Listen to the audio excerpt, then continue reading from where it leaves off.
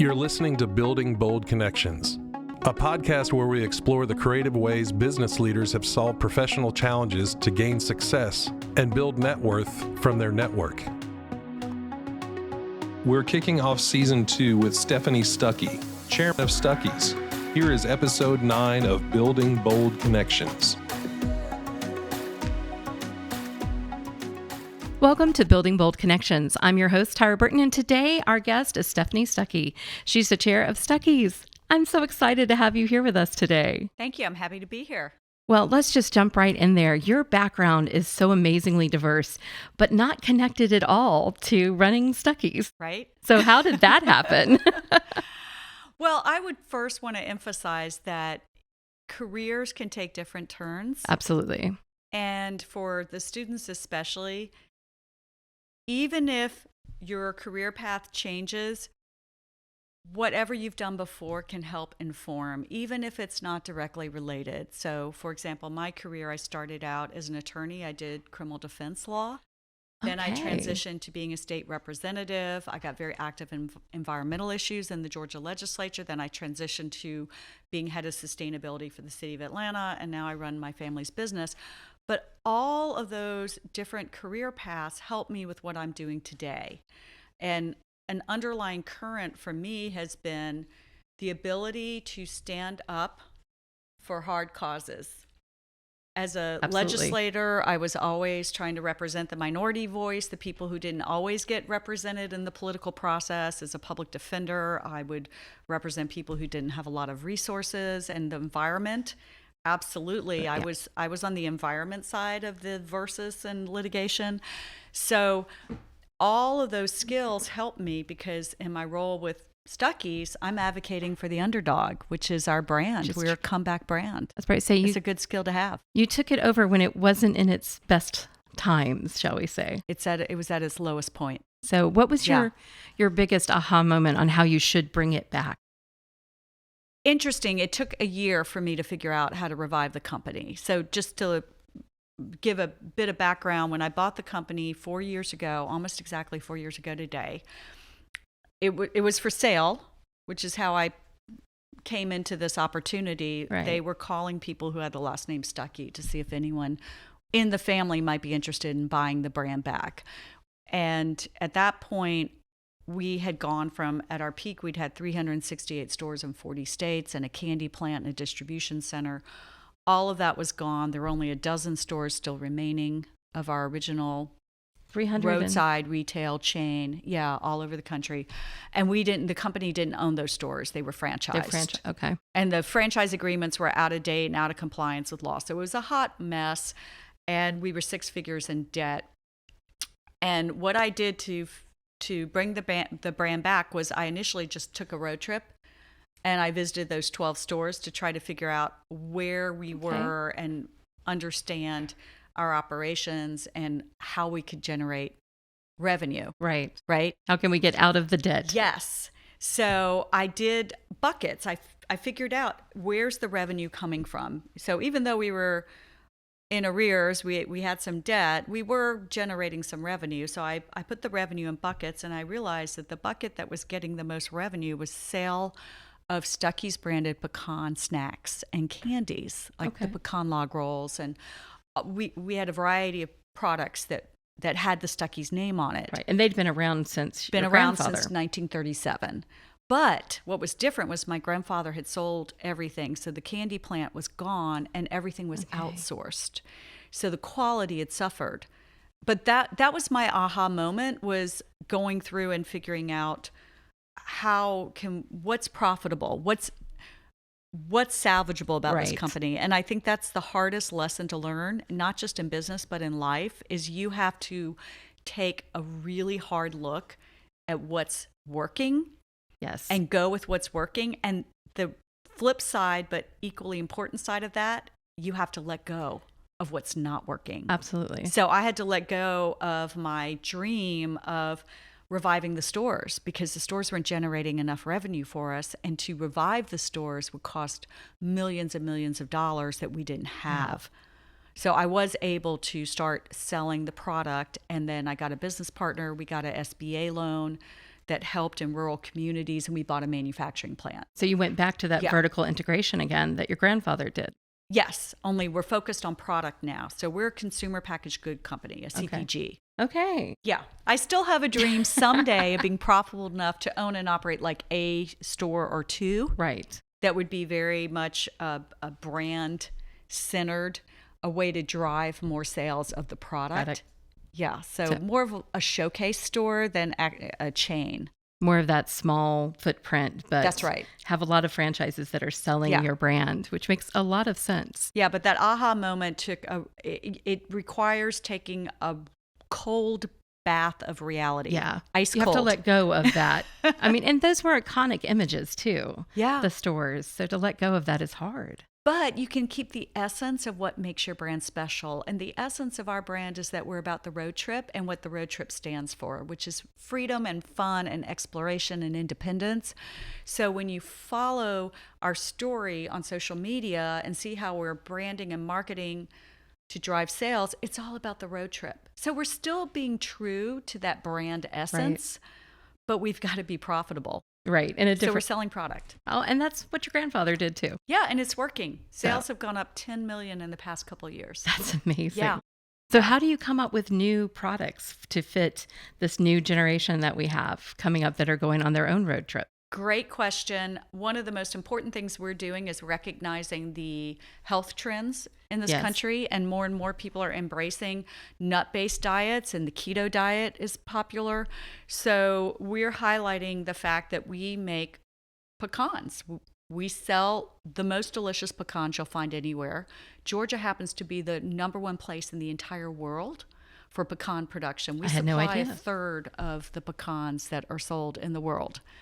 So we have That's amazing. Right? And we have an abundant supply of our key ingredient. So we sell everything from just the raw pecans, which are super healthy, to a whole variety. We have about 15 different flavors of pecans. And so for innovation, we'll be rolling out new flavors.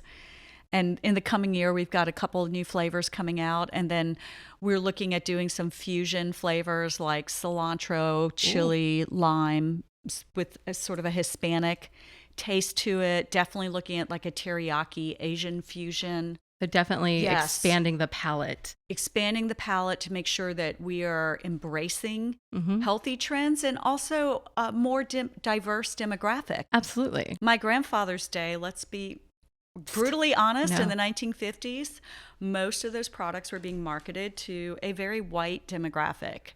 And we are recognizing that we have to change with the times, and we have to wholeheartedly embrace that our customers are everyone. Well, even back in the day, Stuckey's did not discriminate. That's right. We did not. Our customer base was always anyone. You never segregated.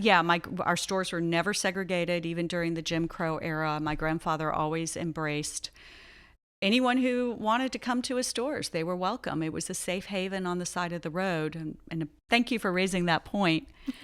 But the point it's important. Still remains that as we diversify, it's a lot more, I guess, international in who we're looking as our customer. Yeah. We want to be a global brand.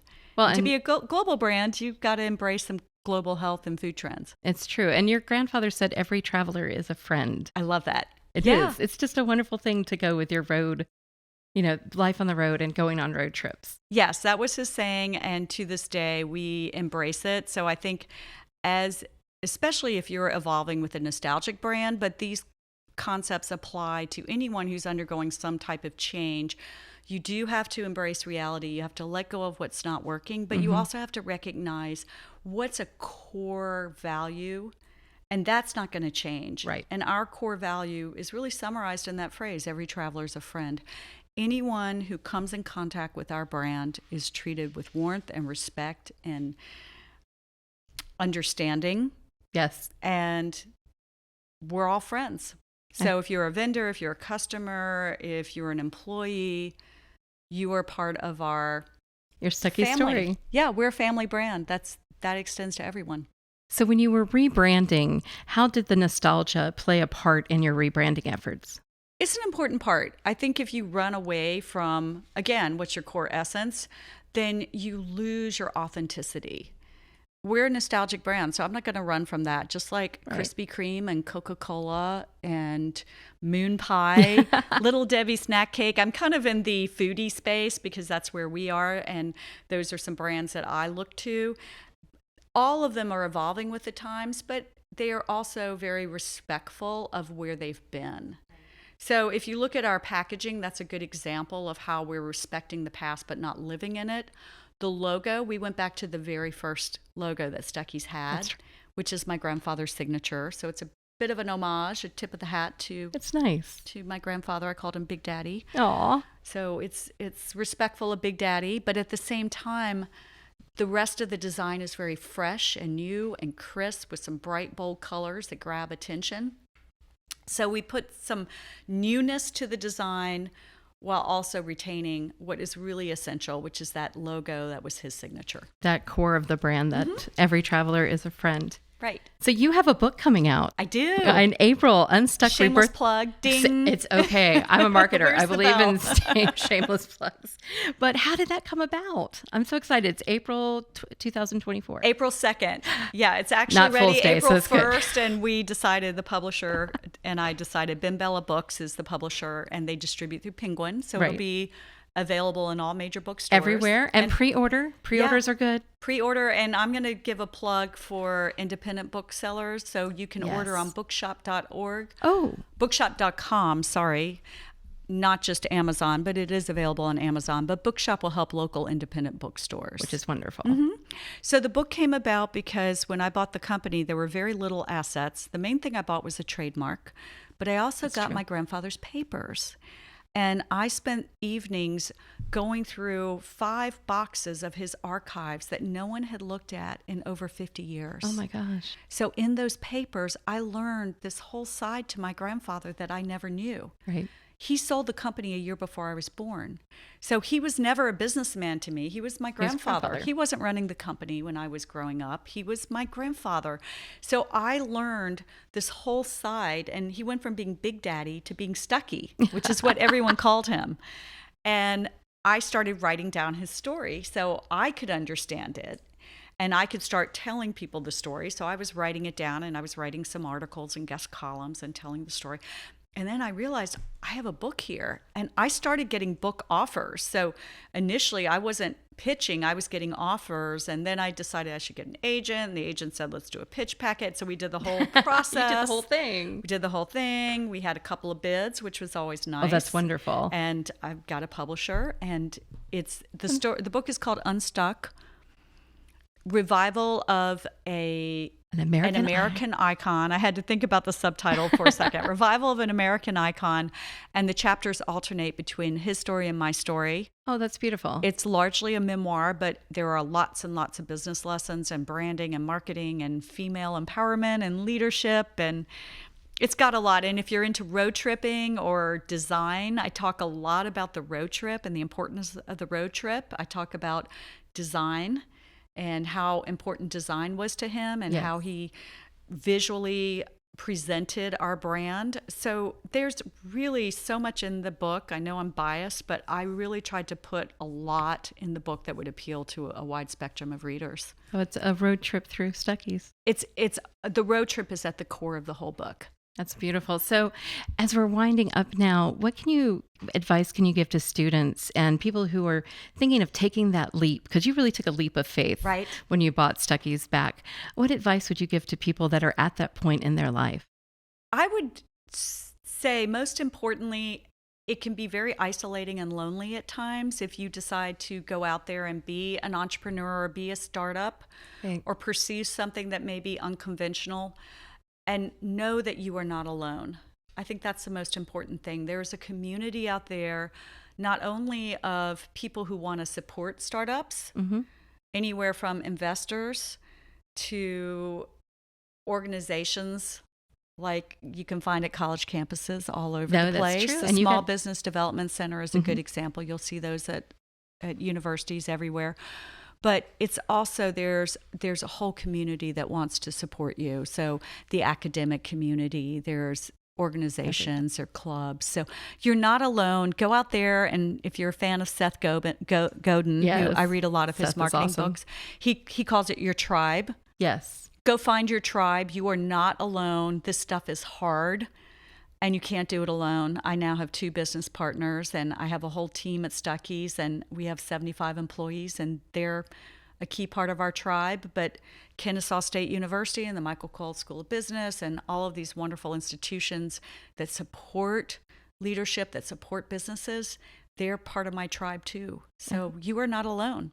Yeah, and networking is so important. 100%. I mean, you've had so many people that are from your network that have come to be able to make the story come true. That's right. And so go find your people, go find your network, go find your tribe. That's my advice, because we're out there and we want to help you. And that's so true. Thank you so much for being a part of Building Bold Connections today. Thank you. Thank you for listening to Building Bold Connections. This has been a Coles College and Joel A. Katz Music and Entertainment Business Program production.